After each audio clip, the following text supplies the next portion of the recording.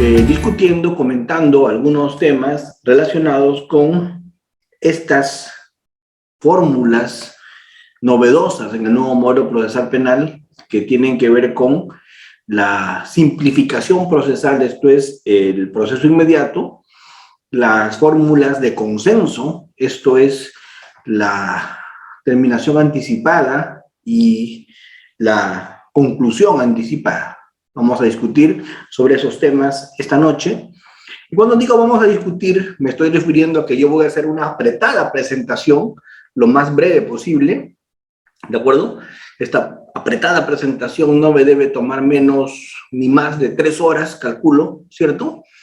Luego de lo cual pues, quedamos con un par de horas para lo que son las preguntas y ya mañana nos estamos yendo a trabajar después del evento directamente, ¿cierto?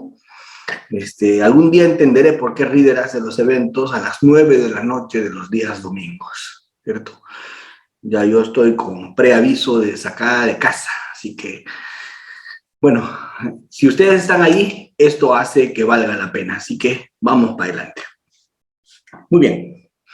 En el nuevo modelo procesal penal, la simplificación procesal se presenta con el proceso inmediato. El proceso inmediato es un mecanismo de simplificación o abreviación procesal, ¿de acuerdo? ¿Qué cosa busca el proceso inmediato? Busca celeridad. Busca que los procesos terminen cuanto antes. Y para eso, lo que se hace es simplificar etapas. Pasar desde la etapa preliminar hasta el juicio. Lo que busca el proceso inmediato es eso. Pasar de la etapa preliminar al juicio, simplificando así la tramitación del proceso, obviando la etapa de investigación preparatoria formalizada y ya no haciendo una etapa intermedia. ¿De acuerdo? Pasando directamente de la preliminar al juicio, simplificando, abreviando las etapas, pasando las etapas de investigación preparatoria formalizada y etapa intermedia y saltando directamente al juicio. Eso es el proceso inmediato. Simplificar etapas procesales. ¿Qué trae como beneficio simplificar etapas? Una justicia más oportuna, una sentencia más pronta. Hace esto que los procesos ya no van a durar años, sino bastante menos tiempo, porque vamos a abreviar etapas. Entonces, lo que se busca acá es economía procesal, lo que se busca acá es ahorro de recursos para el Estado, justicia más oportuna para los litigantes, justicia más oportuna en materia penal. Entonces, creo que por donde se le vea, la simplificación procesal, la abreviación de etapas, trae beneficios. Desde el punto de vista de la celeridad, la respuesta oportuna del sistema, la justicia oportuna, el ahorro de recursos, por donde se le vea, desde el punto de vista del análisis económico del derecho, es algo beneficioso hacer esta simplificación procesal. Así que por ahí no está la discusión. La discusión, ¿por dónde está? La discusión está en qué casos podemos hacer esto. La discusión no está en si es bueno hacerlo o no es bueno hacerlo. Sí es bueno hacerlo, claro que es bueno hacerlo. Eso no está en discusión. Lo que está en discusión es cuándo se debe hacer y cuándo no. ¿De acuerdo? Y para responder esa pregunta de cuándo se debe hacer y cuándo no, nos hemos reunido hoy día. ¿Cuándo procede un proceso inmediato? ¿De acuerdo? Y la pregunta que yo me haría de saque, la pregunta que yo me haría de inicio es, ¿cuándo es que la etapa de investigación la podríamos prescindir? Si ustedes recuerdan, la etapa de investigación es una etapa que le conviene hacer al fiscal, porque el fiscal tiene la carga de la prueba, porque la inocencia se presume, por lo tanto, al que le conviene investigar es al fiscal y no al procesado, porque el procesado, por último, alega presunción de inocencia, ¿cierto? El que tiene la carga de la prueba, el que tiene derecho a hacer una investigación, el que va a sostener una acusación es el fiscal. Por lo tanto, al fiscal es al que le interesa hacer una investigación preparatoria, ampulosa, completa, precisa para conseguir lo que tiene que presentar para avalar su pretensión punitiva. Entonces, a quien le tendríamos que preguntar, en primer lugar, prima facie, a quien le tendríamos que preguntar si debe hacerse o no una simplificación procesal, si debe hacerse una abreviación de etapas al fiscal. Por lo tanto, hay un gran desacierto que se dio en la norma. La ley dijo una cosa equívoca en su momento, que felizmente el acuerdo plenario sobre proceso inmediato de la Corte Suprema enmendó, dijo cómo se debe entender, pero la redacción modificada del artículo 446, todos recordarán que cuando se dictó el decreto legislativo 1194 que modificaba el artículo 446, este decreto legislativo 1194 sobre el proceso inmediato puso una frase bárbara, por no decir estúpida, bárbara. ¿Y cuál fue esa frase bárbara, por no decir estúpida? El fiscal debe solicitar la incoación del proceso inmediato bajo responsabilidad cuando se presenten los siguientes supuestos. O sea, ¿en qué tómbola se habrían sacado su título los que tuvieron esta brillante idea? Que era obligatorio para el fiscal hacer proceso inmediato en los supuestos siguientes bajo responsabilidad y siempre. ¿De acuerdo? O sea, primer supuesto, cuando el imputado ha sido sorprendido en flagrante delito. En todos los supuestos del 259. 2, cuando hay confesión sincera. 3, cuando hay elementos de convicción acumulados y previo interrogatorio sean evidentes. Pregunto. ¿Qué parte no entendió el legislador al decir que esto era obligatorio en todos los casos de flagrancia? ¿Sabes qué parte no entendió? No entendió el legislador lo que era la flagrancia, pues. ¿Cierto? ¿Por qué? Porque si bien es cierto, cuando hay flagrancia, para el fiscal la cosa está mucho más fácil, ¿cierto?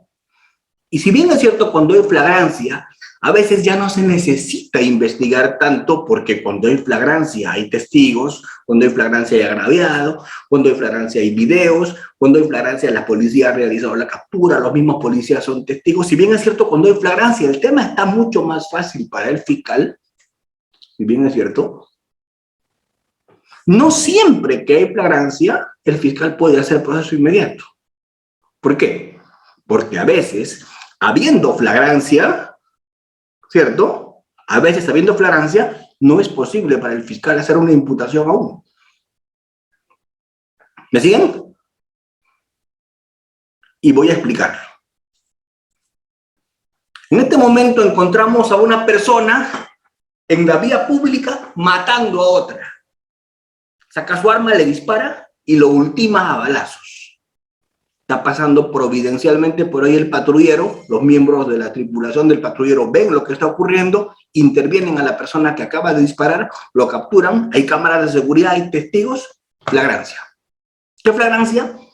De acuerdo con el artículo 259, es una flagrancia propiamente dicha. Al tipo lo agarraron con las manos en la masa, ¿verdad? Flagrancia, flagrancia. Flagrancia directa. Pregunto, ¿el fiscal tendría que hacer proceso inmediato?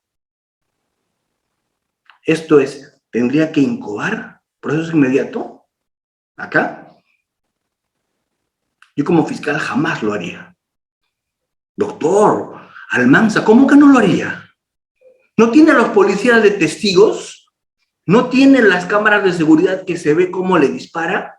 ¿No tiene el muerto acaso o está vivo? Y yo diría, tengo todo, excepto una cosa. ¿Qué me faltaba? ¿Qué me faltaría? El móvil. No tengo el móvil. Yo no tengo claro por qué lo mató, ¿cierto o no? Y sin móvil no tengo imputación. El móvil cambia tipificación. Si lo mató por emoción violenta, porque el tipo le estaba colaborando en el cumplimiento de sus deberes conyugales, será un homicidio atenuado, ¿cierto o no? Si lo mató por encargo, porque le pagaron, será un homicidio agravado, será sicariato. Si lo mató para robarle, ¿ven? Entonces el móvil será bien distinto o no. Y si lo mató por un triángulo amoroso, de pronto será un homicidio simple. Entonces yo no puedo hacer proceso inmediato. ¿Qué voy a incoar proceso inmediato? ¿Qué voy a prescindir de la etapa de investigación? ¿Qué voy a pasar directamente al juicio si no tengo el móvil? ¿En qué momento dieron esa ley tan tonta? Donde dijeron que era obligatorio en todos los supuestos. ¿Me entienden? Y les estoy demostrando cómo en una flagrancia propiamente dicha no es posible tener una imputación acabada al comienzo. Sabré si es sicario, sabré si es un homicidio pasional, sabré si es un tema por robo, sabré si es venganza, sabré lo que generó esa muerte luego de hacer una investigación de no 48 horas, sino de mucho más tiempo que eso, ¿cierto? Y como excelentemente me dijeron en el chat los colegas, tendré que hacer pericias, tendré que hacer interceptaciones telefónicas, tendré que pedir levantamientos de varios tipos de secreto, tendré que hacer toda una investigación para saber por qué lo mató o no. Entonces yo pregunto, ¿quién hizo esa ley? Después, ¿qué dice? ¿Qué dice el 446 modificado por el 1194? ¿Qué dice? Dice, procede en todos los tipos de flagrancia. Y como todos sabemos, la única flagrancia que hay no es la flagrancia propiamente dicha. Tenemos la cuasi flagrancia, tenemos la presunción de flagrancia. Y yo pregunto, que a una persona le encuentren en presunción de flagrancia, esto es, con prendas, elementos del delito, huellas. Pregunto, ¿es suficiente para que le imputen el hecho? ¿O es bien confuso? ¿Es bien confuso o no? ¿Ven? Entonces, en presunción de flagrancia, es muy confuso el tema. Y peor todavía en cuasi flagrancia. En cuasi flagrancia, estamos hablando de una flagrancia en fuga, ¿cierto? ¿Y qué tal si el que lo están chapando es a otro que está corriendo? Al que está haciendo su maratón, al que está haciendo su ejercicio, a ese lo agarran. Estaba corriendo, ¿cierto? Como cierta vez que robaron la Universidad San Martín, cuando yo estaba dando clases un día sábado, se metieron unos delincuentes a robar, ¿cierto? Y cuando se produjo una balacera, unos disparos de aquí a allá y todo lo demás, ¿cierto? A un tipo lo tenían pisado en el cuello, en el pavimento, y lo habían capturado. Era uno de los delincuentes a quien habían capturado en flagrancia. Y cuando yo salí y miré ese hecho del tipo que habían capturado en flagrancia, lo miré y le dije a la policía, ¿y por qué lo capturaron? Y el policía me dijo, porque estaba corriendo, lo interceptamos y lo agarramos.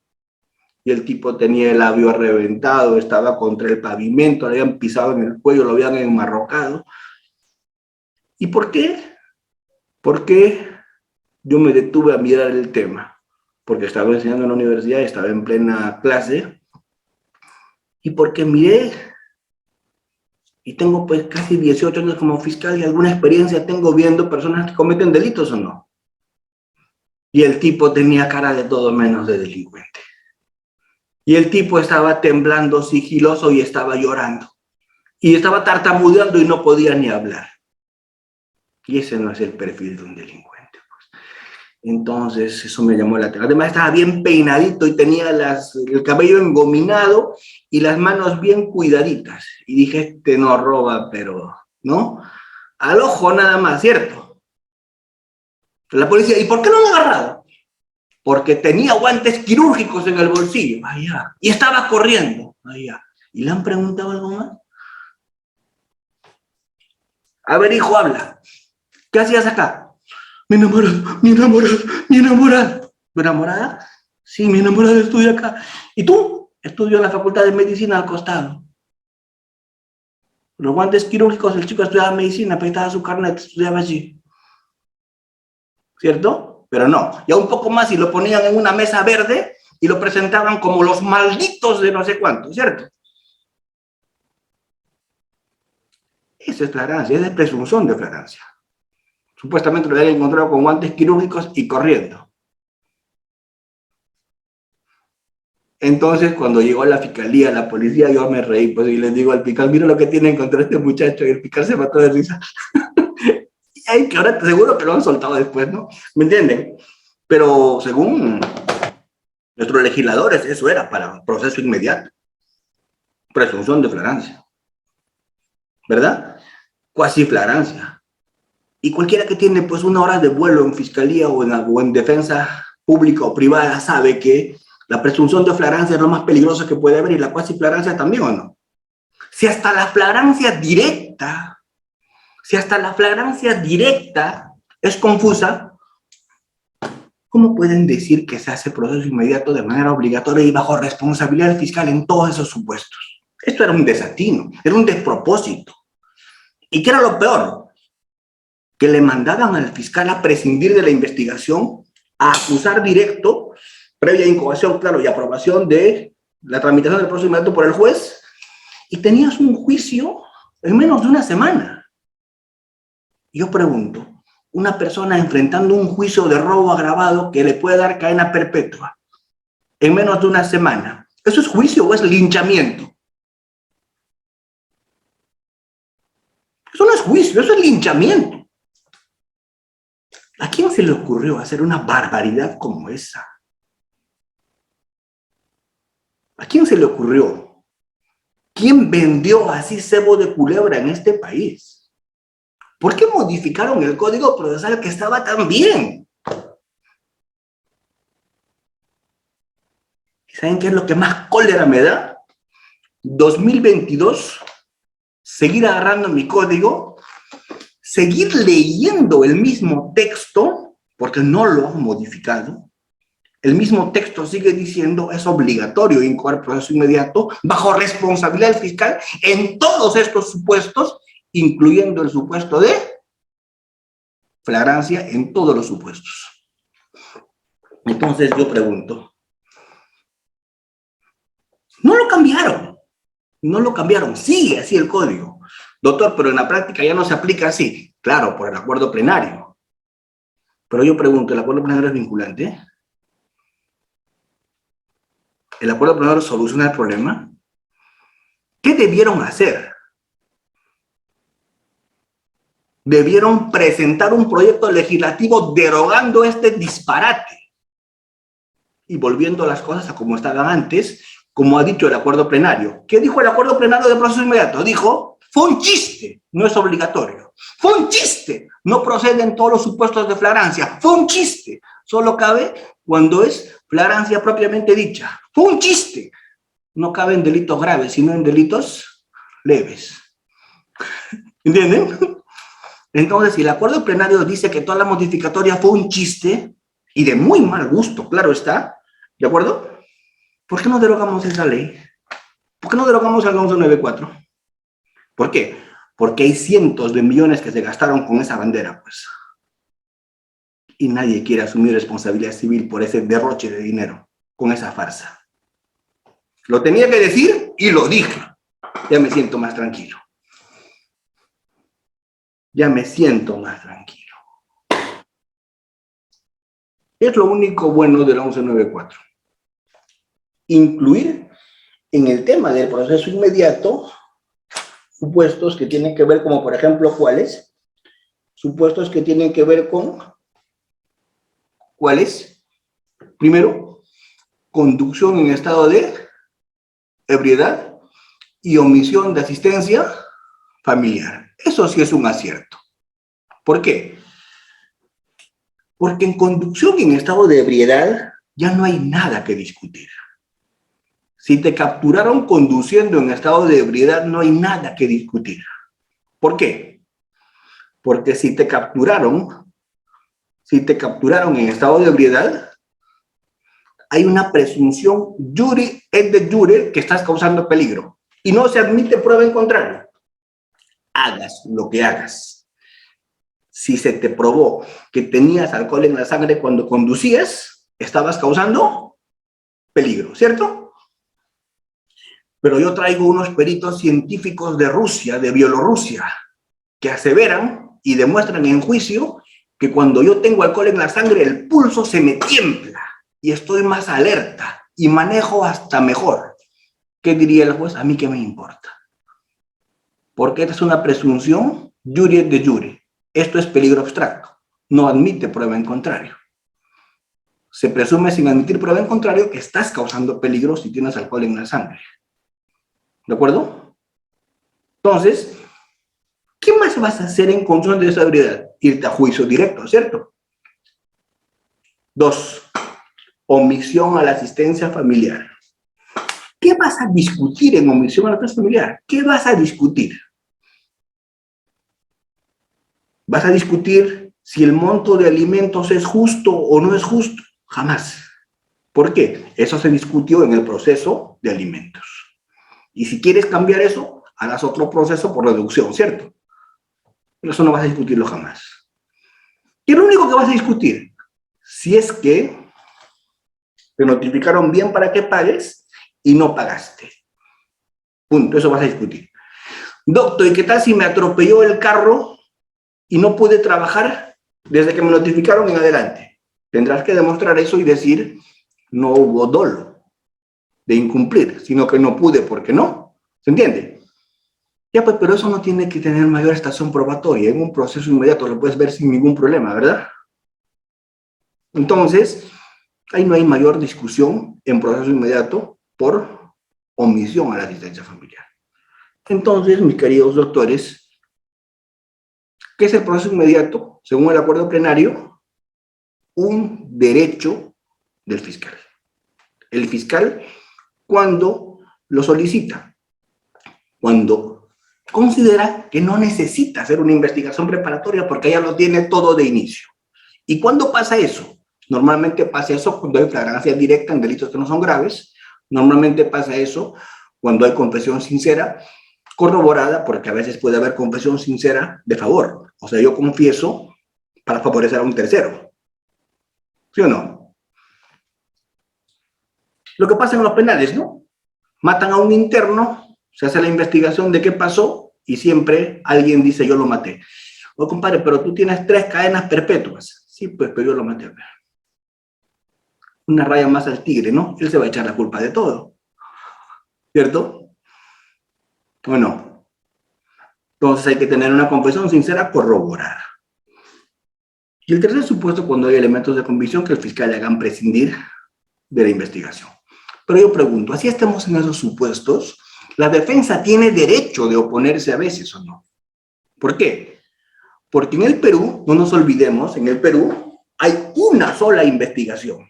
¿Y qué quiere decir en el Perú que hay una sola investigación?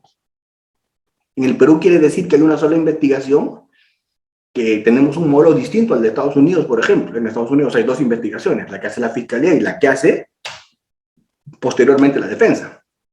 En el Perú la investigación es única. Por lo tanto, si el fiscal prescinde de la investigación, también le afecta a la defensa. Porque era la única oportunidad donde la defensa podía hacer su acto de investigación. Entonces, en esa medida, queridos colegas, si es que la fiscalía prescinde de investigar, si es que la fiscalía prescinde de hacer actos de investigación, eso le va a afectar a la defensa en ocasiones. Porque la defensa era el momento en el que podía hacer actos de investigación de descargo también. ¿De acuerdo? Entonces, con esa lógica, la defensa también se podría oponer y decir, señor, me opongo al proceso inmediato. Porque yo necesito que se hagan actos de investigación, porque en el juicio quiero defenderme con una defensa positiva. No me voy a amparar en la presunción de inocencia únicamente. Yo voy a llevar una coartada. Yo voy a llevar prueba contra prueba. Yo voy a llevar una teoría del caso alterna. Yo voy a causar, allí, voy a cuestionar causalidad o voy a cuestionar atipicidad o voy a alegar causa de justificación o de no reproche penal, qué sé yo. Entonces la defensa también tiene derecho a estar en la investigación y que se haga. Así que hay que escucharla también antes de decidir el proceso inmediato. Pero todo eso no lo entendió el legislador, pues. Y pretendió hacer un proceso inmediato de esas condiciones.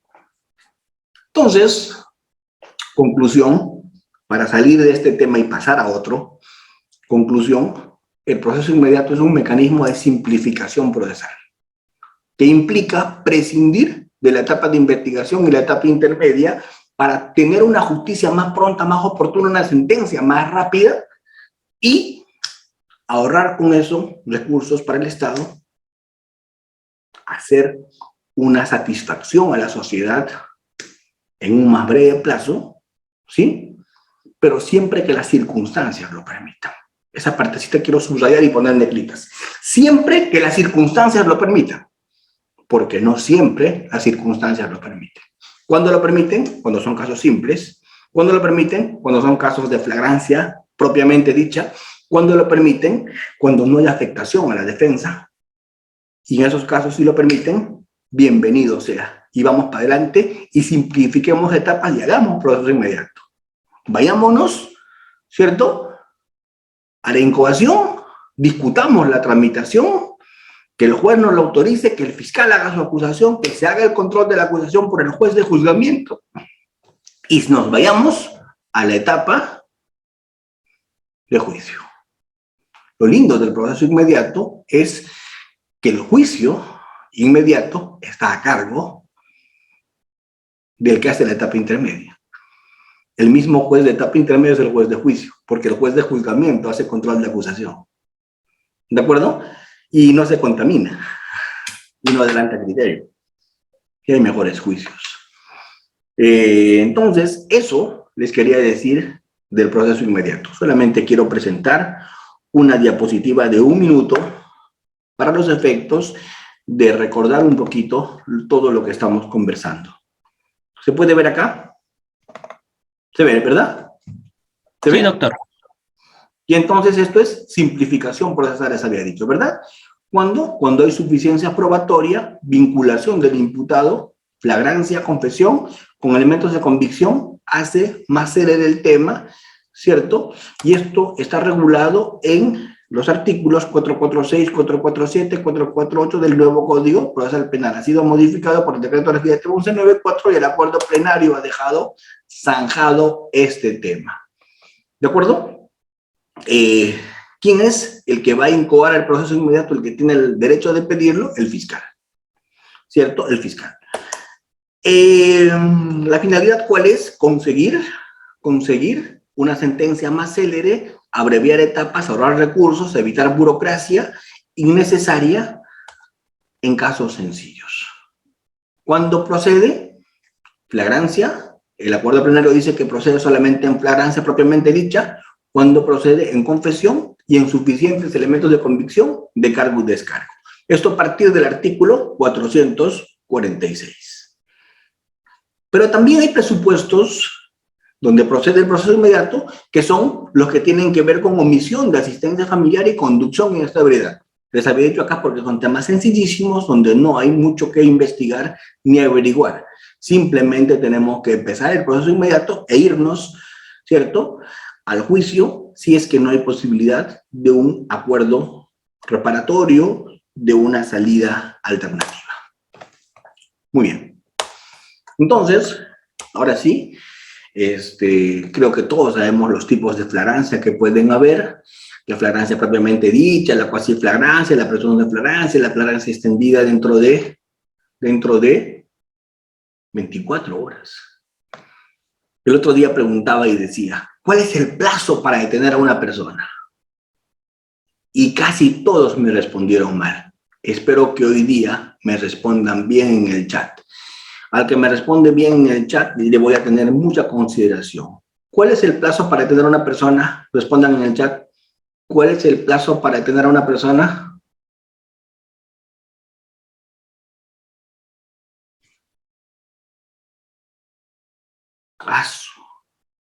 Jesucristo resucitado. En el chat me dicen 48 horas, me dicen 24 horas. Que no estamos en una pregunta tan trascendental, ¿no? La respuesta debería ser uniforme, todos deberían responder lo mismo. Les cuento, el plazo para tener una persona es 24 horas. No es 48 horas. 48 horas es el plazo para mantenerla detenida antes de ponerla a disposición del juez. 48 horas yo la puedo tener detenida en temas comunes. Claro, en tráfico, crimen organizado, el tema cambia, pero en delitos comunes yo tengo hasta 48 horas para tenerla detenida. Ese es el plazo de 48 horas modificado en la Constitución y modificado en la ley. Pero el plazo para detenerla desde que cometió el delito es 24 horas. Con flagrancia extendida, no se olviden de eso. Así que, cuidado.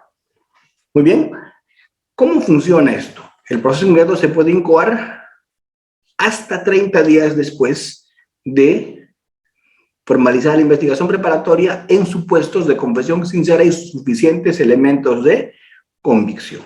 ¿De acuerdo? En flagrancia de inmediato, dentro de las 48 horas. Ahí toca que se incoe este proceso inmediato. ¿De acuerdo? Muy bien. El requerimiento se va a realizar. Cuando el requerimiento se realice, se va a tramitar a través del juez. No procede, porque la misma norma lo dice, en procesos complejos. No es posible. Y si hay pluralidad de procesados, es por todos o por nadie. ¿De acuerdo? El proceso inmediato va a tener que tener un requerimiento de incoación, se va a hacer un trámite, se va a citar dentro de las 48 horas al pedido, se va a citar en una audiencia única si procede o no el pedido, se va a mantener hasta ese momento la detención de la persona, se va a hacer una audiencia inaplazable y luego de ello se va a emitir la resolución correspondiente diciéndole al fiscal que formule su acusación. Se va a hacer la acusación, el juez de investigación preparatoria va a recibir el requerimiento y se va a mandar el tema ante el juez de juzgamiento, y el juez de juzgamiento lo que va a hacer es control de acusación, va a realizar el juez de juzgamiento el juicio inmediato, luego de la acusación que el fiscal va a presentar. ¿De acuerdo? Creo que no tenemos posibilidades de conversar mucho más sobre el proceso inmediato. Creo que el tema es mucho más sencillo en proceso inmediato respecto a todo lo demás, porque ya es harto, es refrito todo lo que se ha dicho sobre el tema. Así que yo quiero pasar más bien a un proceso en el que quiero abarcar mayor cantidad de tiempo, que es el proceso de terminación anticipada. ¿Cierto? Que es el proceso de terminación anticipada. Porque me interesa que quedemos con una media hora por lo menos de margen de preguntas para que podamos interactuar, intercambiar, discutir algunas cosas que ustedes lo tengan a bien hacer. ¿Cierto? Cuando tenemos tantas personas en una sesión, creo que es mejor alivianar las cosas, creo que es mejor avanzar lo más que podamos y al final destinar un tiempo para todo lo que es coloquio, para todo lo que son preguntas, para todo lo que son intervenciones. ¿Sí? Muy bien. Entonces, vámonos con la terminación anticipada. Vamos a conversar algunas cositas sobre terminación anticipada. ¿Se ve? No. A ver, vamos a ver ahora sí. ¿Todavía, doctor? ¿Ahora sí? Ahora sí, doctor. Muy bien, yo les había dicho que hay proceso inmediato, que hay terminación anticipada, porque son recetas de una disciplina que se llama análisis económico del derecho. Costo-beneficio. ¿De acuerdo? Ahí está fundamentado esto, en el costo-beneficio. ¿Por qué? Porque tenemos que hacer un uso racional de los recursos, porque no tenemos demasiada plata en nuestros países, a diferencia del caso norteamericano, donde sí tienen mucho presupuesto, no tenemos nosotros demasiado dinero, por lo tanto tenemos que trabajar sobre la base de lo que tenemos. Buscar eficiencia con una forma racional de utilizar los recursos, buscando resultados predecibles y continuos. Esa es un poco la idea. ¿De acuerdo? Dentro de los mecanismos aceleradores del proceso penal en el Perú tenemos varias formas ideadas por nuestro legislador. Una forma aceleradora que tiene que ver es el principio de oportunidad, que se basa en aceleración, en simplificación y se basa en consenso, en acuerdos. El principio de oportunidad. Tenemos los procesos simplificados, como el inmediato que acabamos de ver, y tenemos los procesos de consenso. ¿Qué son los procesos de consenso? Los procesos donde hay acuerdo, donde hay lo que se denomina la justicia negociada, donde hay esa justicia a la que las partes arriban, a la que las partes llegan, sobre la base de recíprocas concesiones. ¿De acuerdo? Una suerte de cambio de paradigma, porque las mayores de las personas que están acá seguramente no lo verán como un nuevo paradigma porque han estudiado ya con eso. Pero los que pintamos canas, sabemos que en la universidad, cuando estudiamos nosotros hace muchos años, en la universidad nos decían, en materia penal no se negocia, en materia penal no se hacen acuerdos. En materia penal hay un proceso lineal, empieza acá y termina acá. En materia penal, el principio de legalidad es el que prima y cuando se comete el delito, la acción penal es pública, la ejerce el fiscal y no hay posibilidad de negociación, ni conclusión, ni acuerdo alguno. Ese era el dogma sagrado que nos hacían repetir cuando estábamos en la universidad. Pero luego cambió el chip, porque empezaron a ver estos mecanismos de consenso, estos mecanismos de justicia negociada, de justicia acordada, de posibilidad de negociación en materia penal. ¿De acuerdo?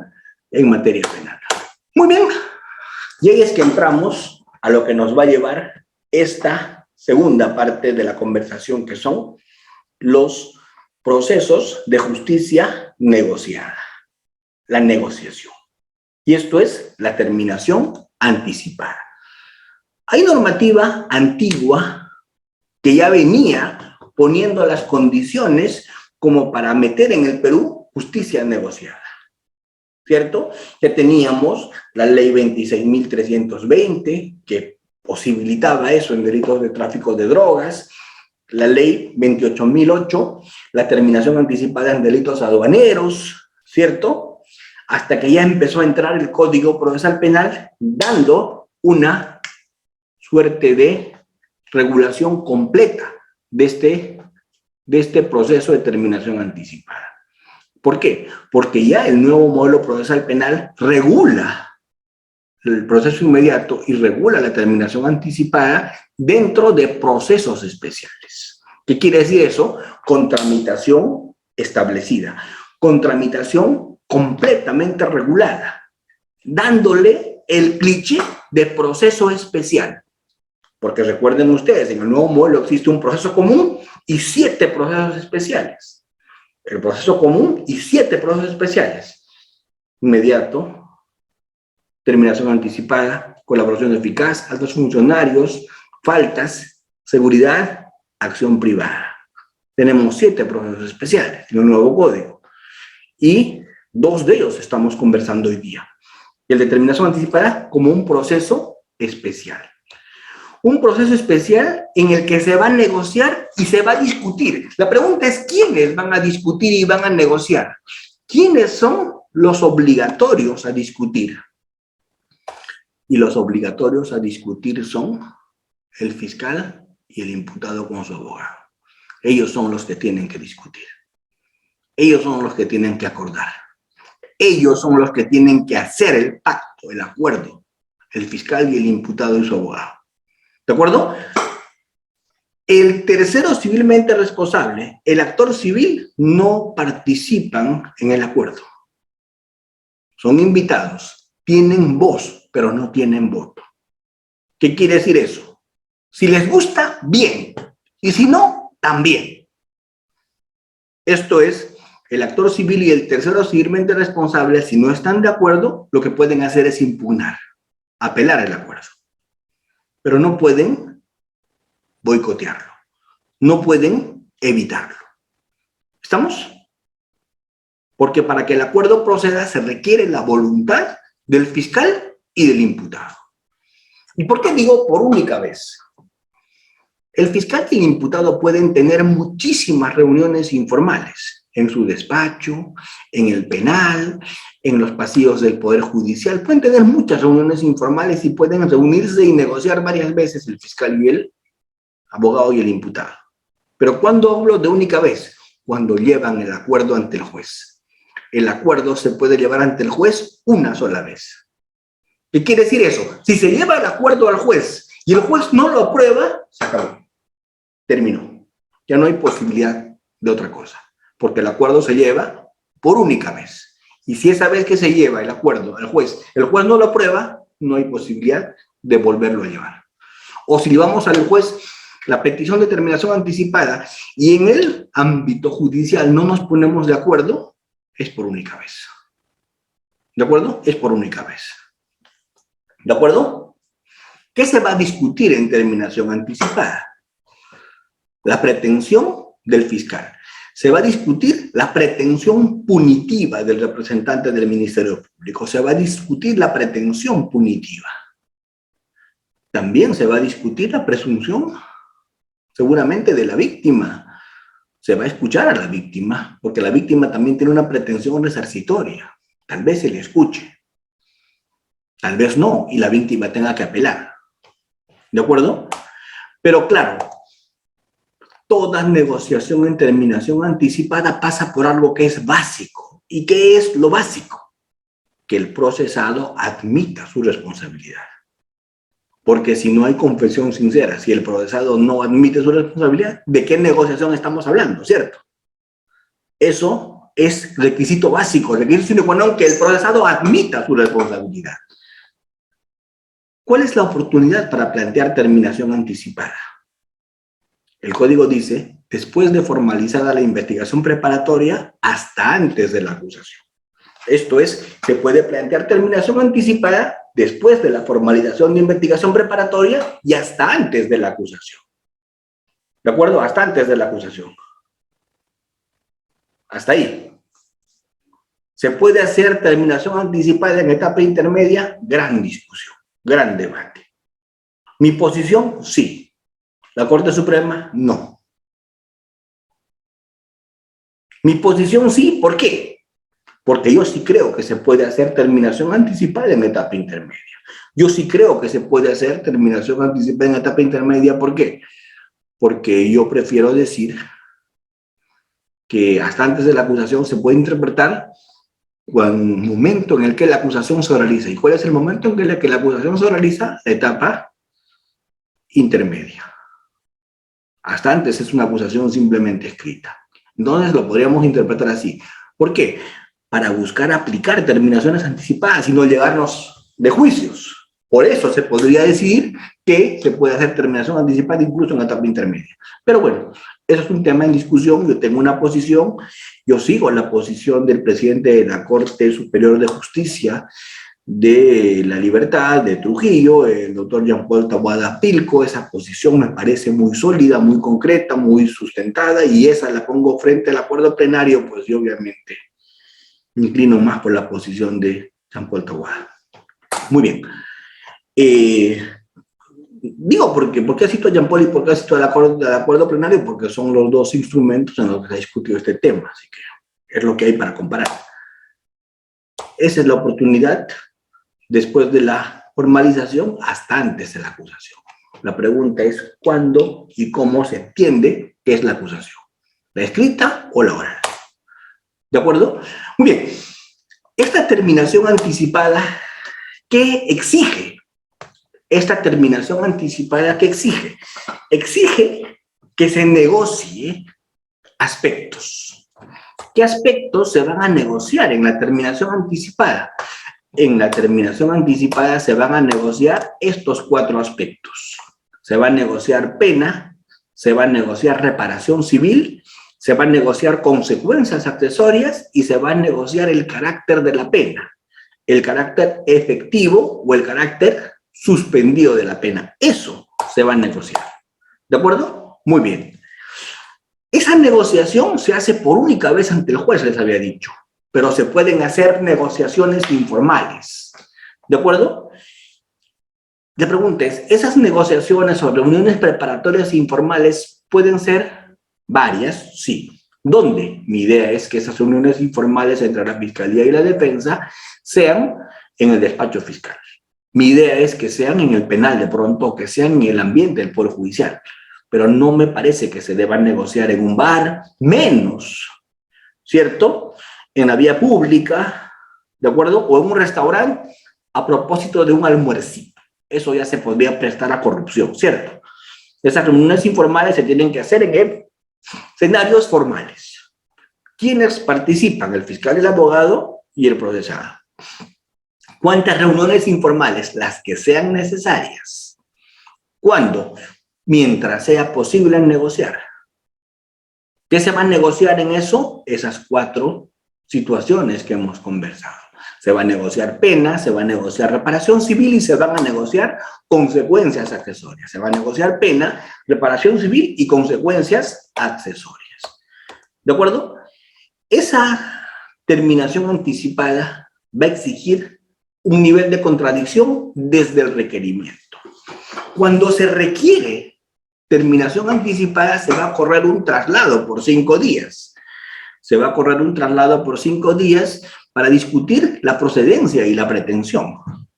Y luego de ese traslado se va a hacer la audiencia de negociación en terminación anticipada. ¿Y cómo es que funciona esta audiencia de negociación en terminación anticipada? ¿Cómo es que esto se da? Esta audiencia de negociación en terminación anticipada se va a dar, primero, es una audiencia privada.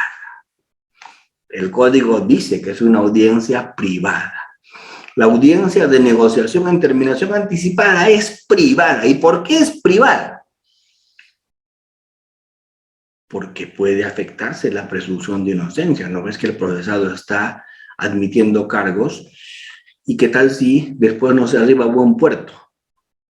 No se puede usar eso, de que admitió cargos con ocasión de la negociación en terminación anticipada.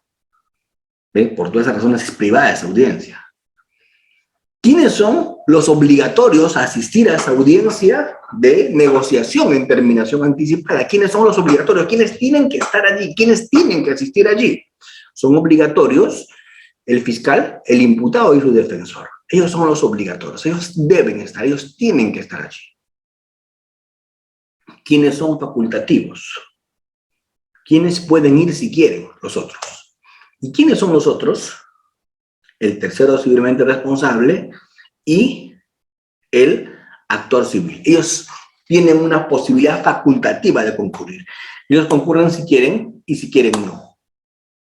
¿Cómo se lleva adelante la audiencia? ¿Cómo se lleva a cabo la audiencia? Y tenemos un pequeño resumen de cómo es esta audiencia de terminación anticipada. Acá tenemos un pequeño resumen de cómo es esta audiencia. Primero, se expone cargos por parte del fiscal. El fiscal expone cargos.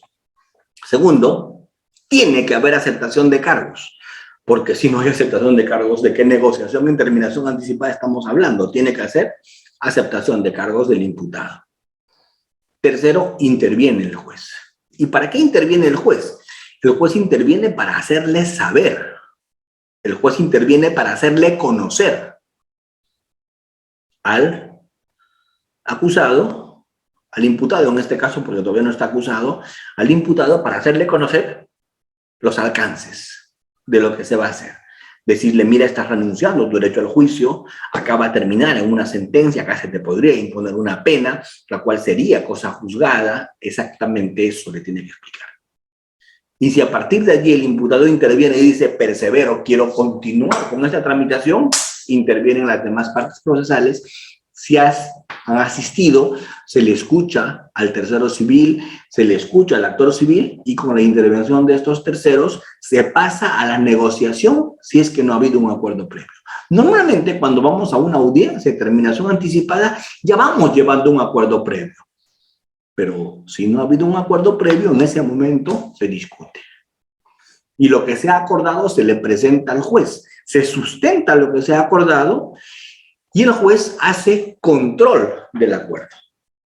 Si se llega a un acuerdo, se le lleva ese acuerdo al juez y el juez hace control de ese acuerdo.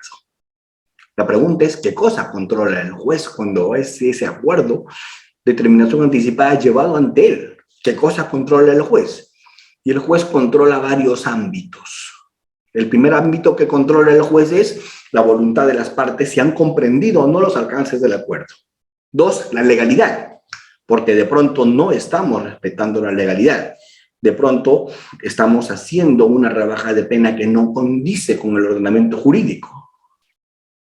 De pronto estamos aceptando cargos si es que no hay ningún elemento que corrobora la imputación. De repente las consecuencias jurídicas asumidas por el imputado son leoninas. Entonces eso se tiene que hacer como control. Nosotros recordaremos mucho el caso de la señorita Buscaglia. La señorita Buscaglia, que le aventó el casco al policía con la mano y fue llevada a un proceso de terminación anticipada, porque se realizó un proceso inmediato y ahí se derivó en una terminación anticipada, y en esa terminación anticipada, esta señorita terminó aceptando una pena bastante alta por un delito de esta naturaleza, ¿cierto? Que no se condecía pues con lo que pasa en el Perú. O sea, ¿cómo es posible que la señorita que le avienta el casco al policía tiene el doble de la pena que el ex gobernador del Callao, al que se le hace imputaciones por corrupciones muy graves? Entonces la pregunta es, ¿qué está pasando en el Perú? ¿Cómo es que aventarle el casco a un policía, que no digo que esté bien, debe merecer una pena, está mal que se haga eso, debe ser delito y debe ser sancionado? Pero ¿cómo es que se va a sancionar eso con el doble de pena que el presidente del gobierno regional? Entonces la pregunta es, algo estamos fallando acá, ¿verdad? Algo está mal, ¿cierto? O sea, me imputan delitos gravísimos, pero me dan la mitad de la pena que la chica que le tira el casco al policía. Entonces eso nos hace pensar pues que algo está mal en el Perú, ¿no? Entonces, por eso tiene que haber un control de los acuerdos, que parece que a veces no se entiende, a veces se aprueba todo.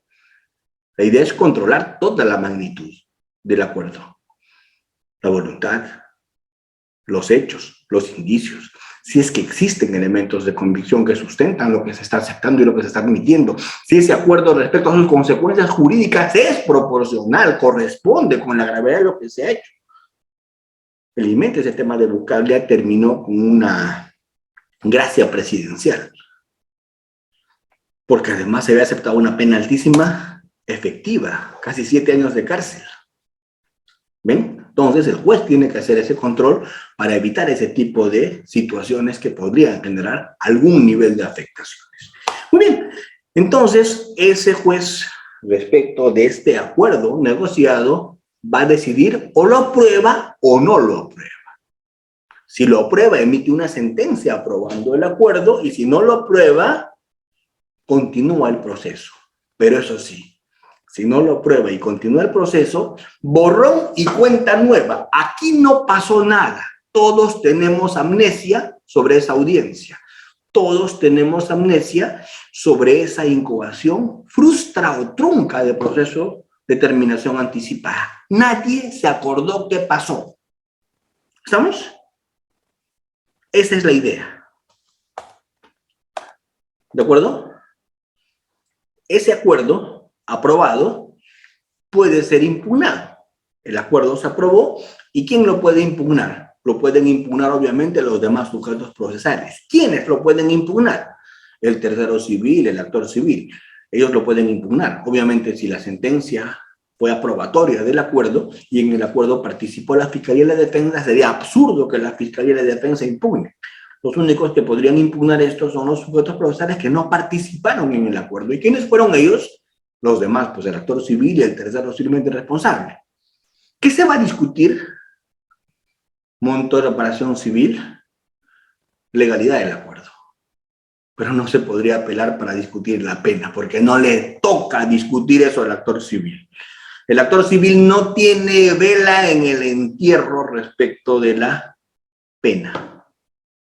¿De acuerdo? No es su tema, no le interesa. Le diría yo, ¿a ti qué te importa? Actor civil, ¿cuál es la pena que le han puesto?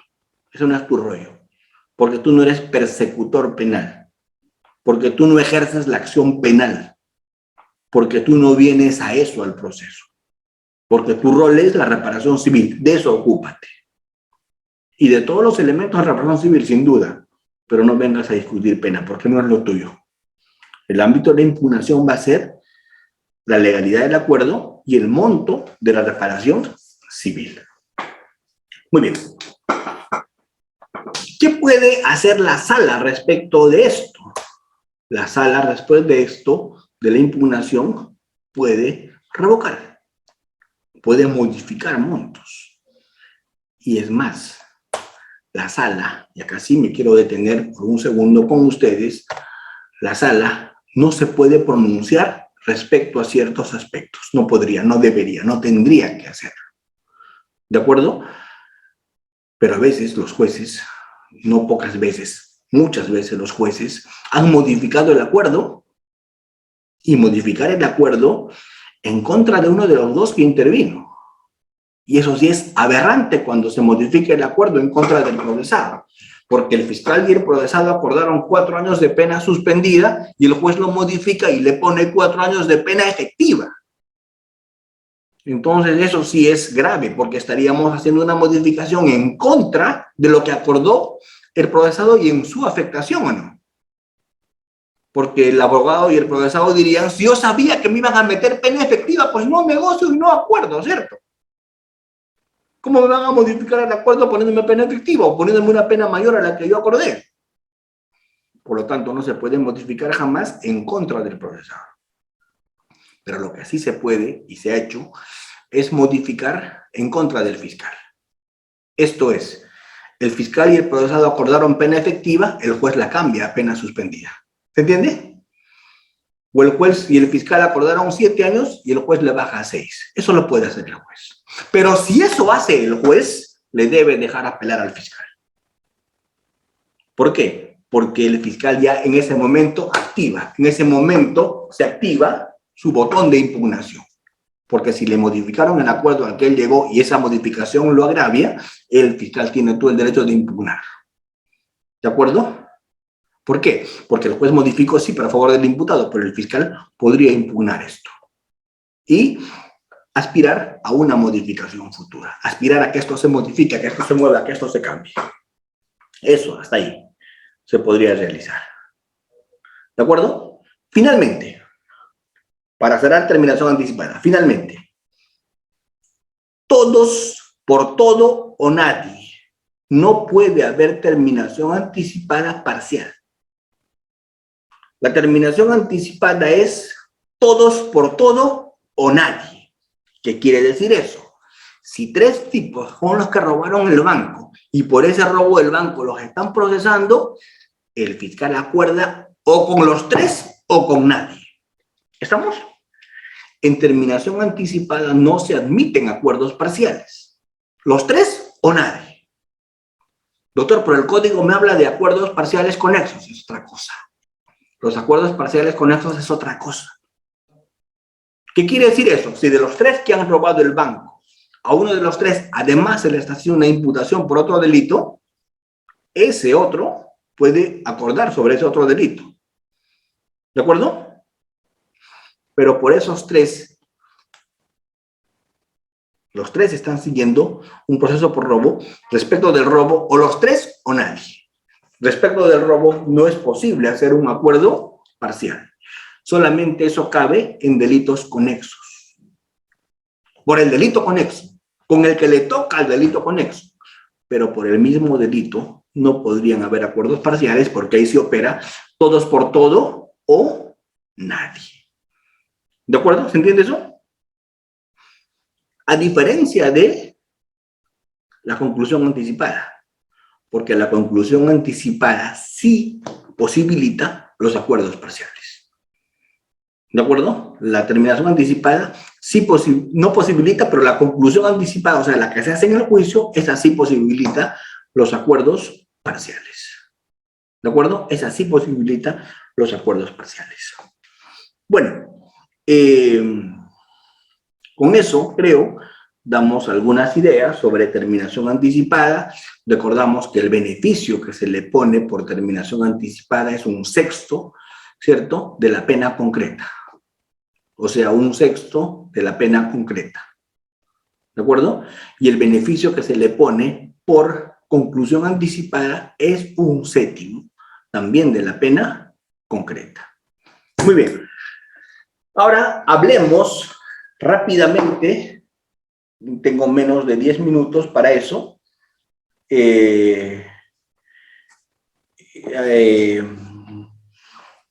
Luego vamos a responder algunas preguntitas del chat que me están haciendo y luego algunas preguntas que me puedan darse acá en vivo para los alumnos, para los participantes, para los colegas, para todos aquellos que me están escuchando con atención. No me voy a ir sin responder algún tipo de interrogantes. Pero vamos, en estos minutos quiero hablar sobre el tema que habíamos dicho que se iba a tocar, que es la conclusión anticipada. Muy bien. Cuando ya termina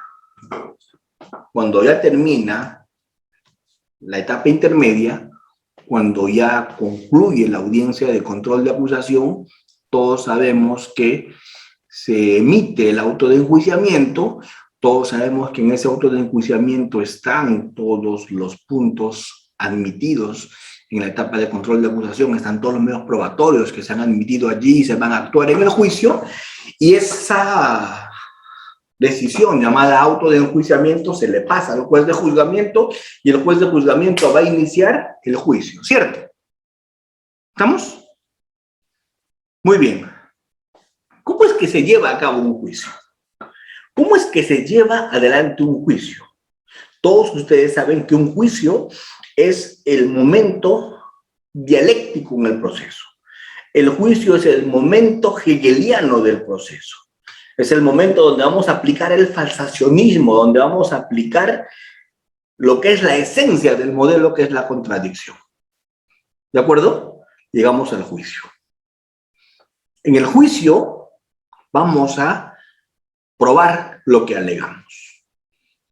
Hasta antes del juicio, el fiscal tiene elementos de convicción que ha copiado de la investigación, el abogado defensor recogió también algunos elementos de convicción que acopió durante la investigación, pero hasta el momento del juicio nada es prueba. ¿Cierto? ¿Por qué? Porque nada ha sido materia de contradicción. Lo único que hay durante toda la investigación es acopio de información. Y ahora que tengo esa posibilidad, les digo a ustedes, es una barbaridad decir que en investigación se hace contradictorio, pues. Eso es absurdo. Los fiscales, cuando llegan a una audiencia de prisión preventiva, llevan testigos con su declaración tomada a nivel de investigación, pero esa declaración no ha sido sometida a contradictorio y los documentos que lleva la defensa tampoco. Así que, ¿con qué vamos nosotros a una audiencia de prisión preventiva, a una audiencia de excepciones, a todo lo que se pueda plantear en etapas de investigación? Vamos con elementos de convicción. ¿Y cuál es la esencia de un elemento de convicción? No fue sometido al contradictorio. Así les digo en chino. No fue sometido al contradictorio. Por lo tanto, no hay nada más gracioso que alguien diciendo en una audiencia de prisión preventiva si debe tener credibilidad o no el testigo tal, sobre la base de lo que dice. Pregunto, ¿quién lo contraexaminó al señor? ¿Quién lo contraexaminó al señor? ¿Quién me hizo preguntas de contraexamen? ¿Dónde fue sometido al contraexamen? Lo único que se hace en una audiencia de prisión preventiva es analizar los elementos de convicción en conjunto para ver si tienen coherencia, si están corroborados, si uno se condice con el otro. Eso es lo que se hace.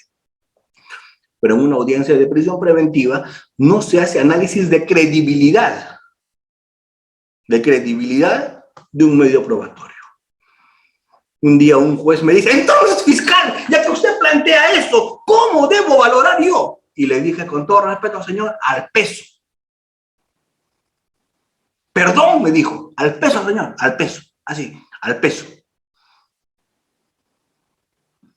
¿Cómo así? Yo tengo 4 y el abogado tiene 2, yo tengo más. ¿Cómo te quedó el ojo? No me puedes venir a hacer acá análisis de credibilidad, porque no se ha hecho el contradictorio, porque todo lo que tenemos acá son elementos de convicción. ¿Se entiende? ¿Dónde se va a hacer contradicción? La contradicción se va a hacer en juicio y a partir de ahí hablamos de prueba. A partir de ahí hablamos de prueba.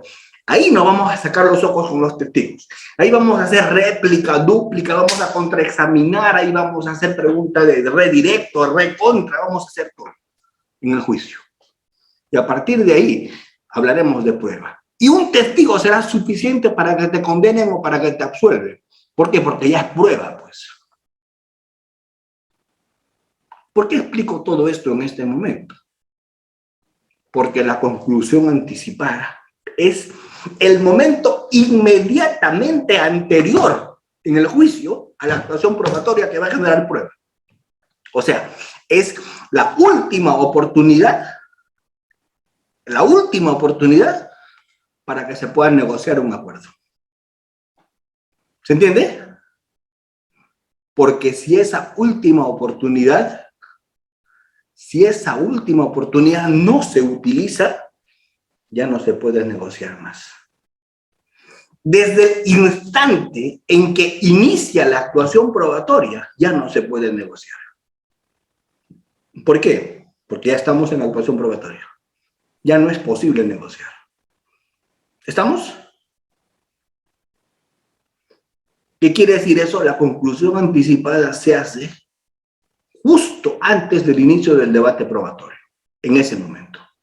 Doctor, y si no se hace allí, ya no va más. ¿Por qué? Porque ya empieza actuación probatoria.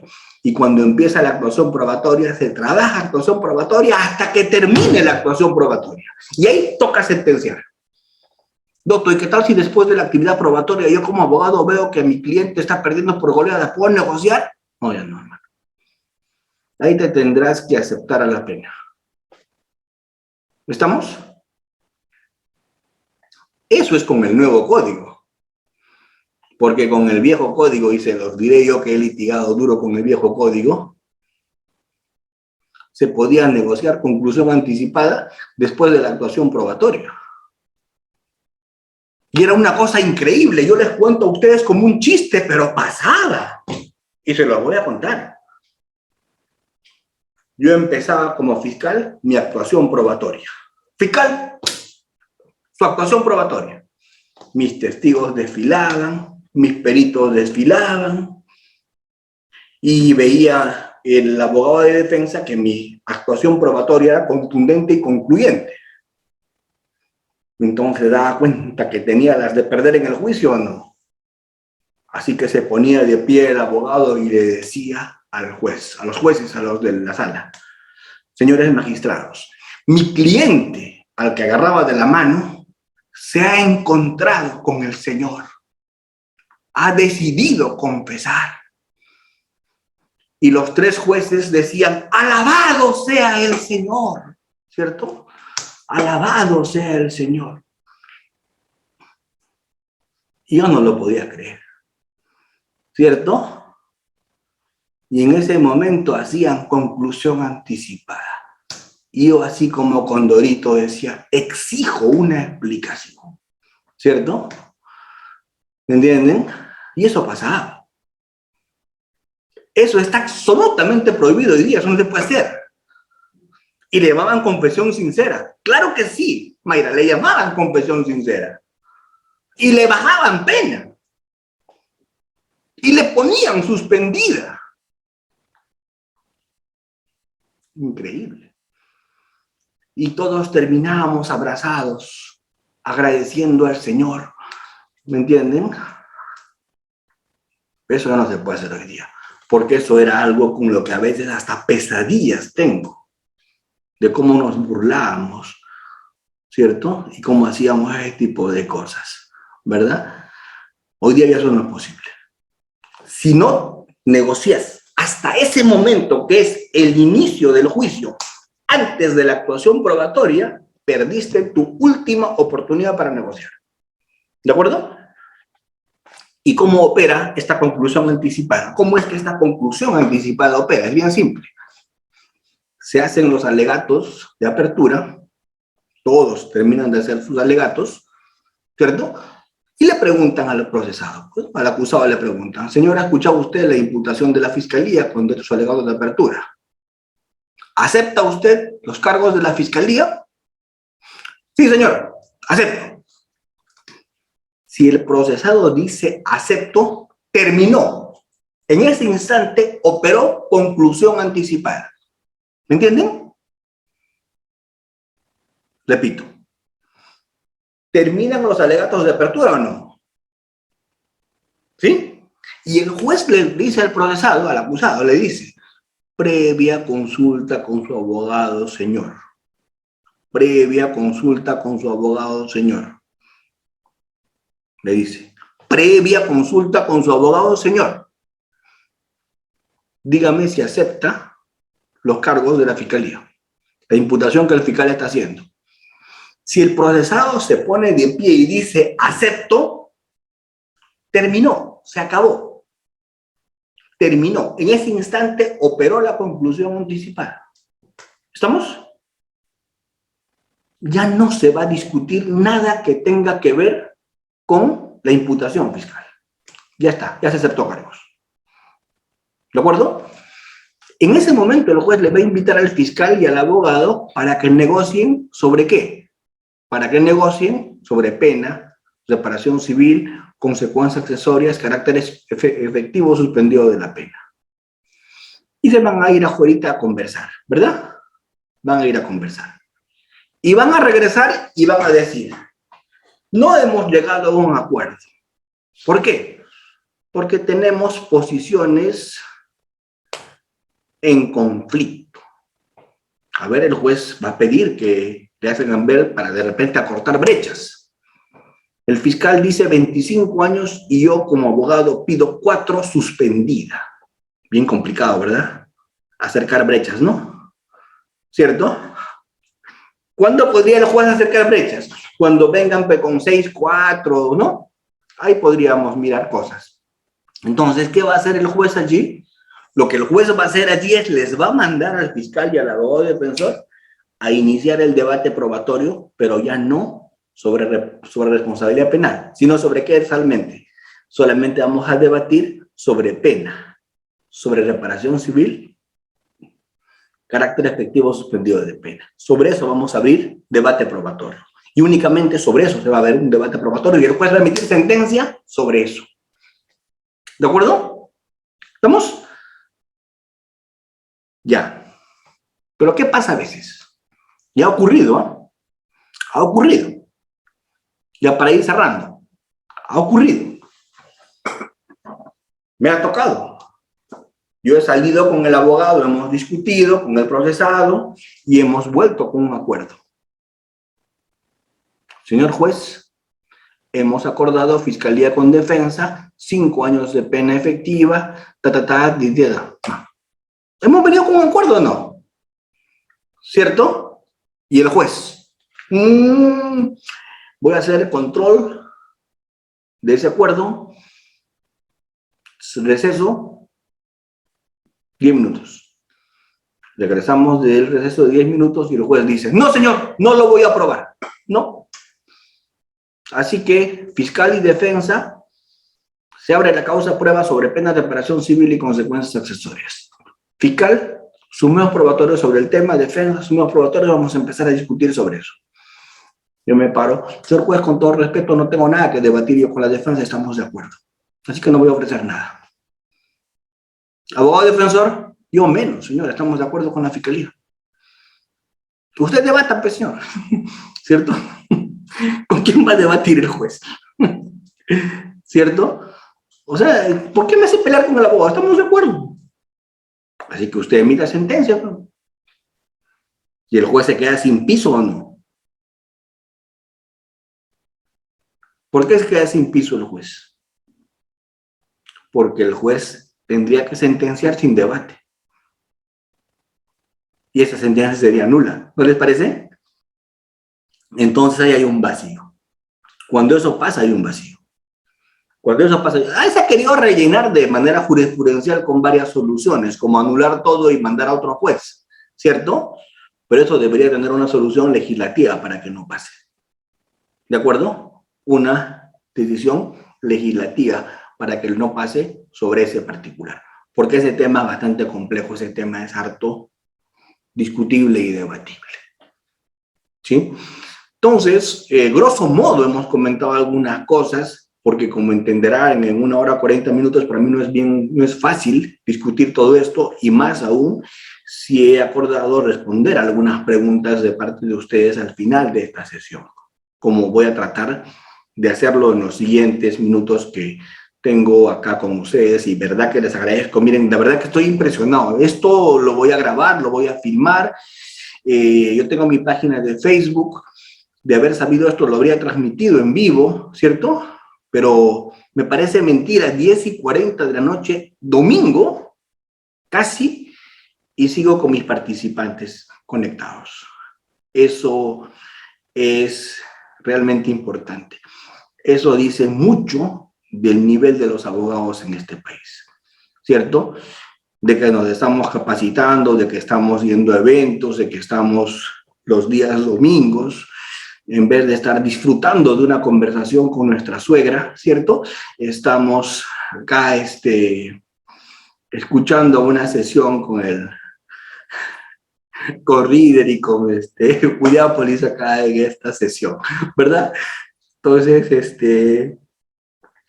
toda una experiencia muy grata para mí. Al contrario, yo soy el más agradecido por su presencia, por su paciencia y por todo lo que ustedes aportan a través de su actividad diaria, autores. Las preguntas, la participación, Reader, no sé si me la autorizas, no sé cómo lo vamos a hacer doctor. al final. Antes, doctor, comentarles a los participantes, sí se puede ver, ¿verdad, doctor? Claro que sí, Reader. Doctores, les invitamos a, bueno, nosotros ya como Diápolis, ya hemos organizado con el Diplomado de Asistente de Función Fiscal la invitación a la página oficial del doctor Frank Almanza. Aquí tienen su página, usted le pone me gusta, ¿sí? Dan me gusta y listo. Después de ello, van a encontrar todo lo que son sus cátedras que da el doctor, que comparte las transmisiones, las invitaciones que tiene el doctor. Están cordialmente invitados, pueden hacer sus comentarios o compartir las transmisiones. ¿Cómo lo pueden encontrar? Al doctor mediante Facebook, ¿sí? Frank Almanza. ¿Correcto, doctor? Gracias, Reader, gracias por el cherry, muchas gracias. ¿Qué, doctor? Hoy también voy a compartir el link a los participantes y antes que termine, ahí está. Ahí está el link, estimados doctores, para que puedan darle su like. Sé que muchos de ustedes van a dar sus likes. Así que, estimado doctor, antes que lo llamen, doctor, inmediatamente compartimos a nuestros participantes para que puedan activar su audio, si no fuese mucha molestia. Con todo gusto, claro que sí. Excelente, doctores. Tenemos al doctor Vázquez. Doctor o doctora, bienvenido. Muchas gracias, doctor Almanza. Felicitarlo por su posición. Solamente dos preguntas.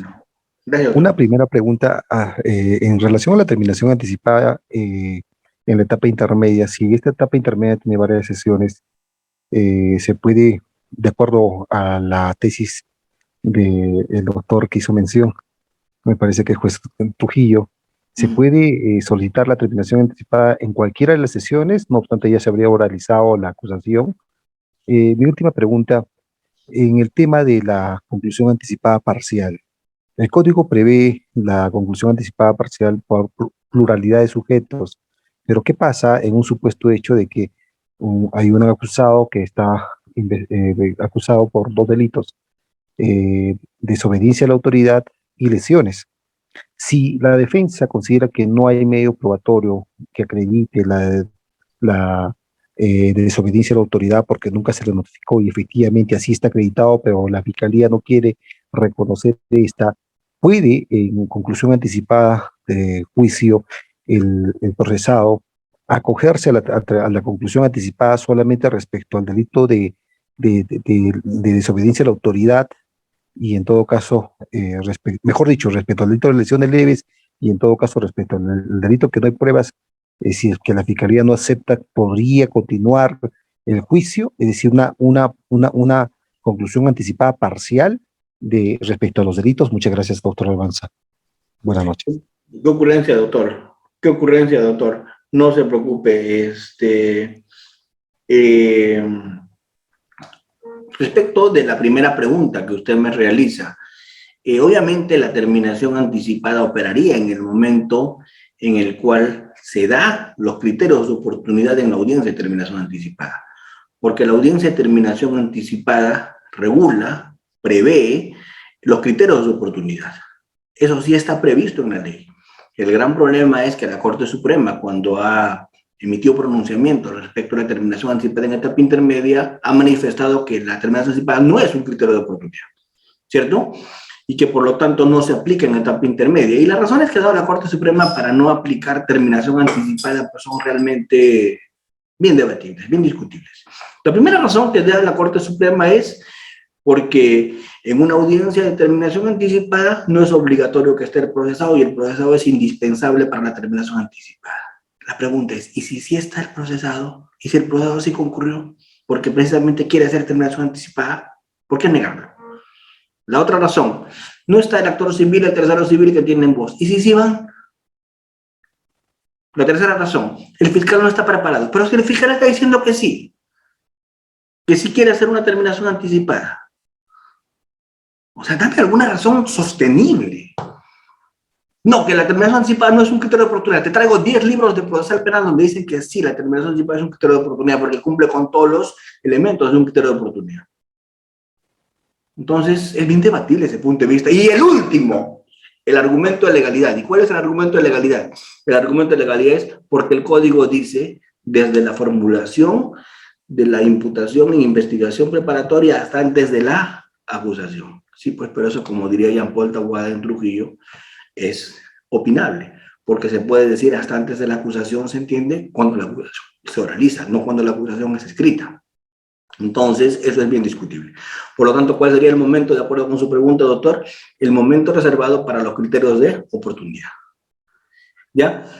Respecto a su segunda pregunta, es absolutamente posible hacer lo que usted plantea, porque no están permitidos los acuerdos parciales, salvo que sean en delitos conexos, en terminación anticipada, pero sí en conclusión anticipada. En conclusión anticipada, la norma no pone ninguna limitación a los acuerdos parciales. Por lo tanto, su cliente puede negociar un delito y el otro dejarlo al juicio. ¿De acuerdo? Eso sí es posible hacerse. ¿Ya? Eso sí es posible hacerse. Con eso espero haberle respondido sus preguntas. Excelente, doctor. Doctor Luis, muy buenas noches. Está activo su audio. Doctor Frank Almanza, buenas noches. Buenas noches, doctor. Muchas gracias por participar.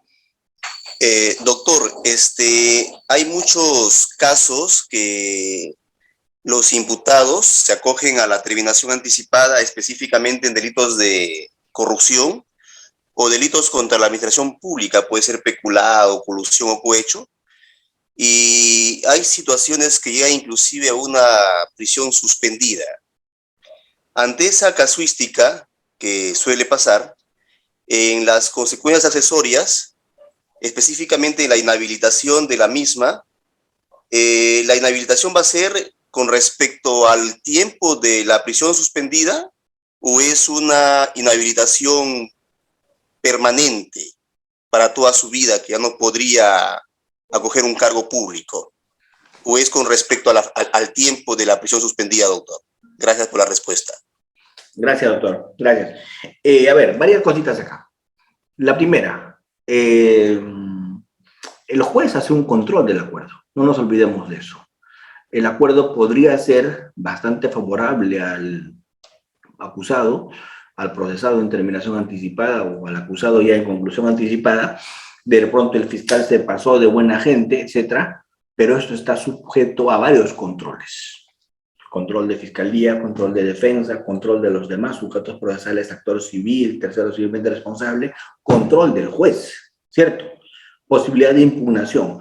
Con lo cual, el supuesto en el cual se favorezca con el acuerdo, con algo que legalmente no corresponde, tiene varios controles que deberían solucionarlo. Eso por un lado. Por otro lado, el tema de la inhabilitación. La inhabilitación, no nos olvidemos que no es únicamente la inhabilitación que está previsto en algunos artículos en delitos de corrupción.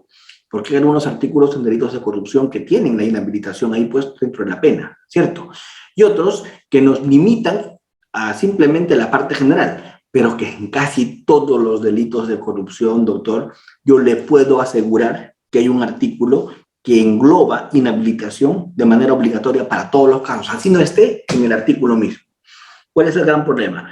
Que por pésima técnica legislativa, algunos artículos de delitos de corrupción tienen pena de inhabilitación en el artículo y otros no, ¿cierto? Entonces, muchos creen que ya no va la inhabilitación, pero sí, porque no tienes que irte a la parte general, sino además tienes que irte en la misma parte especial a los artículos genéricos que regulan la inhabilitación en estos casos. Ahora, la inhabilitación perpetua está prevista para delitos de corrupción solamente en algunos casos, no en todos, doctor. Excelente, doctor. Damos pase al doctor Juan Pablo II. Doctor Juan Pablo II. Hemos tenido al doctor Lionel Messi y ahora tenemos al doctor Juan Pablo II. Doctor, bienvenido. ¿Cuál es su consulta? Honor, realmente es un honor que un futbolista de esa trayectoria esté con nosotros tratando de, seguramente le va a interesar el tema para los efectos de sus procesos que tiene de lavado de activos, de ceguera voluntaria, de willful compliance con el tema del no. Tal vez por eso ha venido el doctor Lionel Messi. Señor Lionel Messi, bienvenido. Muy bien, continuemos. Muchas gracias, doctor. Con su venia, en primer lugar, felicitarle la excelente exposición. Gracias, Lo doctor. sigo en su página de Facebook. Me parecen muy interesantes los videos. Pero mi pregunta es la siguiente, doctor. Respecto a los elementos de convicción en una prisión preventiva, específicamente cuando una persona cumple el rol de taxista, ¿no? De repente me salgo del tema, pero considero que puede ser importante, en el sentido de que yo soy conductor, me dedico al taxi, unos amigos me contratan mis servicios para movilizarlos a cierta zona. Bueno, llevo a mis amigos los transportos y ellos se dedican a extorsionar a una persona. Ese momento lleva el sobre. En otra oportunidad me vuelven a contratar los servicios para cobrar el cupo extorsivo. La pregunta es, ¿eso es suficiente como elementos de convicción para que se pueda declarar fundada una prisión preventiva, incluyendo de que uno de los amigos de los pasajeros manifestó de que habían contratado mis servicios de taxi? Claro, el tema ahí es que la casuística, doctor, nos dice que a partir de esas sentencias que hubieron en el Perú sobre conducta neutral, sobre imputación objetiva, con prohibición de regreso, en los casos del taxista, hubieron hasta 2 casos de taxistas en el Perú, donde la Suprema dijo que esto era pues una conducta neutra, una conducta inocua, una conducta en la cual el taxista estaba cumpliendo su rol y los demás habían aprovechado su rol, por lo tanto en el proceso causal no se podía regresar donde aquel que cumplió su rol y aplicaron prohibición de regreso y absolvieron al señor taxista, ¿cierto? A partir de esas sentencias, en el Perú, todo aquel conductor de vehículos en los cuales están huyendo delincuentes después de haber robado alega esa sentencia en su defensa, ¿cierto? Dice, yo era taxista, ¿verdad? Y todo lo que el repartidor de deliveries también dice, yo soy repartidor y eso se alega siempre. La pregunta ¿es un argumento válido de defensa? Sí. El tema es que hay que probarlo. El tema es que hay que probarlo y el tema es que hay que, en cada caso concreto, debatir y verificar si efectivamente era taxista y los demás se habían aprovechado de su rol para cometer el hecho o si era miembro de la banda que se estaba haciendo pasar por taxista. ¿De acuerdo?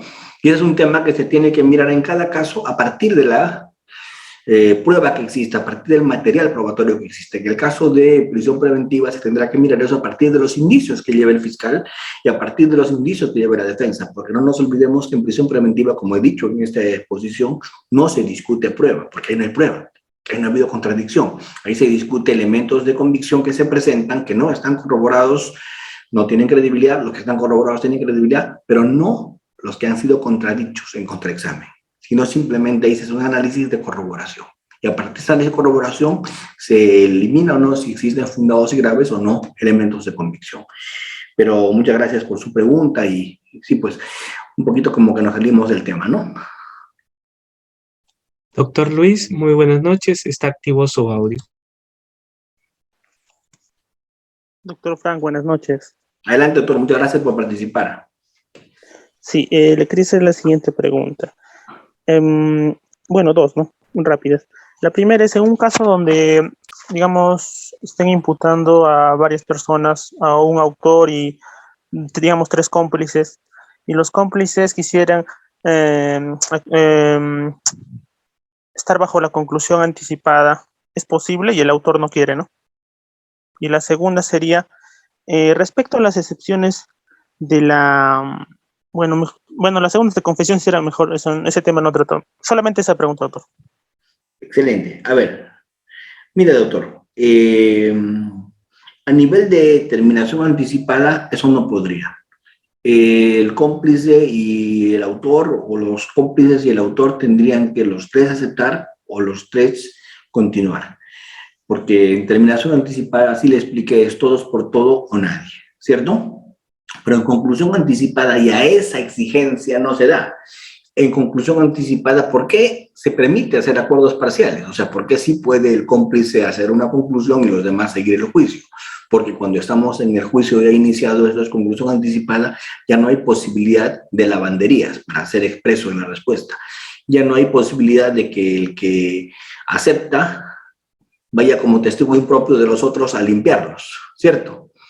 O sea, ese tipo de situaciones que se han visto en la práctica ya no se pueden dar en conclusión anticipada porque ya pasó la estación probatoria. ¿De acuerdo? Ya pasó la estación probatoria respecto al ofrecimiento y admisión de pruebas. Entonces solamente estamos en conclusión probatoria. Por lo tanto, esa y otras razones hacen que sí se pueda admitir los acuerdos parciales en conclusión anticipada. Y esa es la otra razón por la que no se admiten los acuerdos parciales en temas de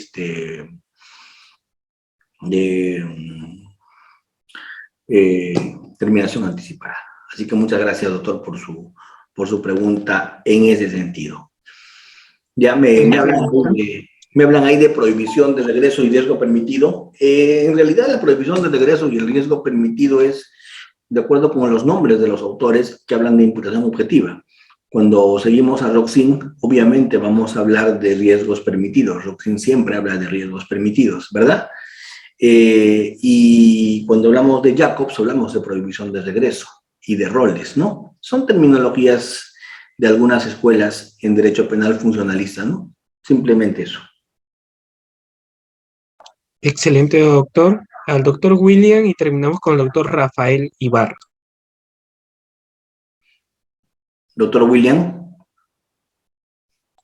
Doctor William, ¿está activo su audio nuevamente? Doctor, buenas noches. Buenas noches, doctor. Gracias por participar. Primeramente, doctor, felicitarle por sus brillantes ponencias, que ya nos tienen acostumbrados. Yo siempre les sigo, estoy en el diplomado que empezamos ayer. Una pregunta breve, nomás, doctor. Gracias, doctor. En un proceso de terminación anticipada, doctor, por el delito de confusión, se llegó a un acuerdo.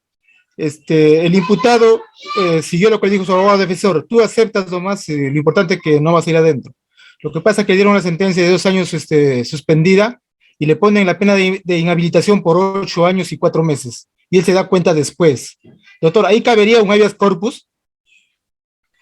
El problema, doctor, es que en esos casos, en delitos de corrupción, a veces la pena puede bajar, pero las inhabilitaciones son bien altas, ¿me entiende? Entonces, si él ha admitido la terminación anticipada, entiendo que incluso la inhabilitación como pena principal o como pena accesoria ha estado prevista allí, ¿me entiende? Entonces, en esa medida, las posibilidades que tendría de salir airoso en un habeas corpus no entiendo que sean muchas, ¿cierto? Sin embargo, es una medida que usted podría plantear, o sea, finalmente como abogado ya dentro de sus posibles armas a utilizar, usted podría seleccionar las que considere, ¿cierto? Pero sí, lamentablemente le voy a decir que en delitos de corrupción en este momento las penas son bastante elevadas y la inhabilitación, sobre todo, como bien decía el doctor, incluso hay inhabilitación perpetua en muchos casos, ¿verdad? Entonces, ni modo, doctor, muchas gracias por su pregunta. Excelente, doctor. Y terminamos con el doctor Rafael Ibarra. Doctor Rafael Ibarra, está activo su audio. Muchas gracias. Buenas noches, doctor. Excelente Buenas noches. ponencia. Gracias, doctor. Muy, muy Doctor, amable. Gracias por sus palabras. no, gracias a usted, doctor.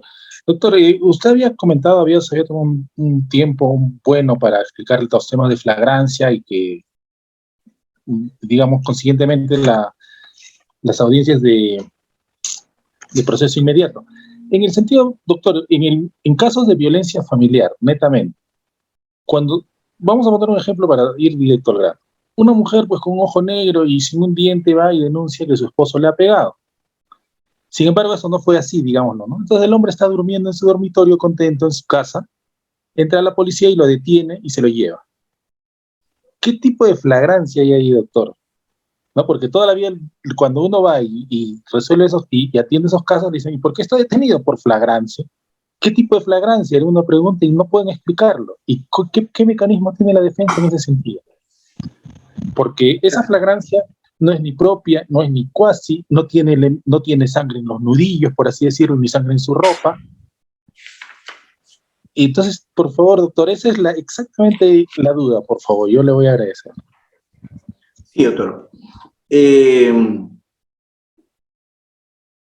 Eso es lo que se denomina 259, ¿cierto?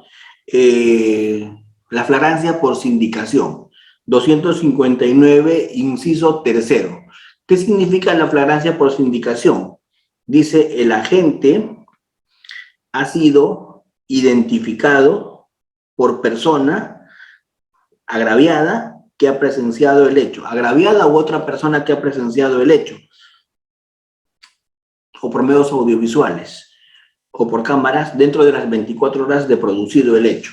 Entonces, acá, ¿qué es lo que seguramente ha pasado? En el caso que usted nos ocupa, la señora ha ido y ha denunciado lesiones, agresión, y ha dicho, el día de ayer, mi cónyuge me ha golpeado, me ha agredido. Usted sabe que las lesiones en violencia familiar son delito, ¿cierto?